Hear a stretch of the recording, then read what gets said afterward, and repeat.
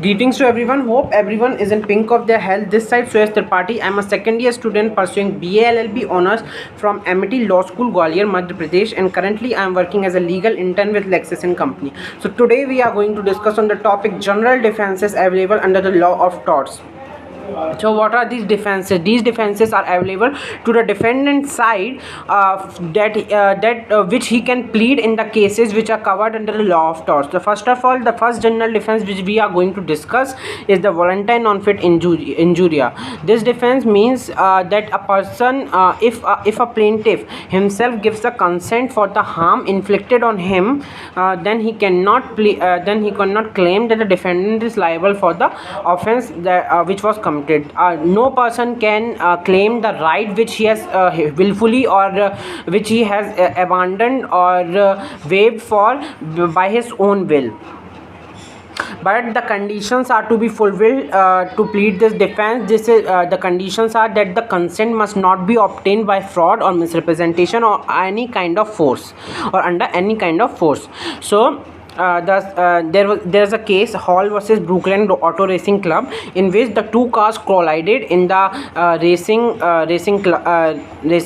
stadium, or the racing where the racing has been conducted between the cars, and the one of the car when the car collided, the one of the car flew and injured the plaintiff, and so the plaintiff pleaded that it was the mistake of the defendant side, but the court held that it can be seen that if the person sits in such type of games, then he has given his consent himself to have been inflicted by these types of injuries. So now we will discuss the second defense, that is inevitable accidents. Inevitable accidents that are those in which the accident has been caused or the harm has been inflicted on the person accidentally. Then then we will discuss the third defense, which is act of God or vis major. For the act of God, or for the defense of act of God or vis major, it has to be proved that the act which has been caused by is caused by the natural forces and can't be guarded against.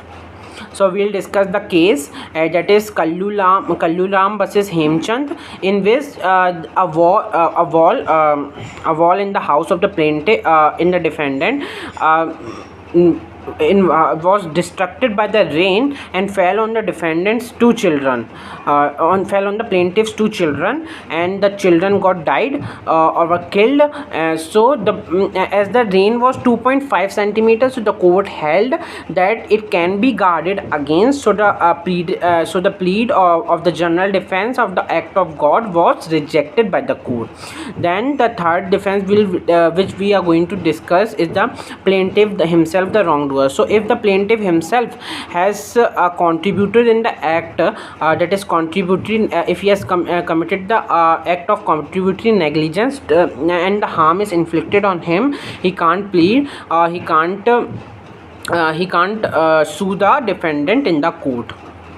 So now we will discuss the fourth defense, that is I think we have discussed fourth, so we will discuss the fifth defense, that is private defense. So if a person does something by using his right of private defense, then then the plaintiff can't say that the defendant is liable under the law of torts.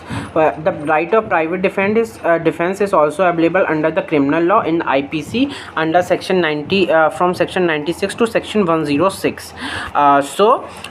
If the act has been committed by using the right of private defense by the plaintiff, so he can't say that the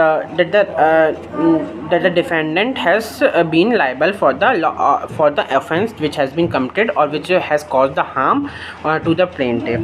So I'll end the topic here. So if you have any queries, please do comment in the chat box, in the comment box, and please subscribe this channel, and don't forget to press the bell icon to get the further updates. Thank you.